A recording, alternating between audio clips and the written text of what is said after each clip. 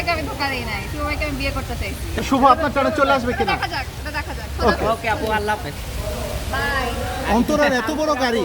ভালো থাকবেন অবশ্যই, অনেক মিস করি আপনি যাই ব্যাচেলার পয়েন্টে, ব্যাচেলার পয়েন্ট তাড়াতাড়ি, হ্যাঁ হ্যাঁ, যাতে তাড়াতাড়ি ব্যাচেলর পয়েন্ট এন্ট্রি করতে পারি। অন্তর আসলে ব্যাচেলর পয়েন্টে ধামাকাদার হবে কিনা? আমাকে খুবই ধামাকা। থ্যাংক ইউ আপু। আর খুব ভালো লাগে, এজন্যই আমি কোনো কাজ না করে ব্যাচেলর পড়তে।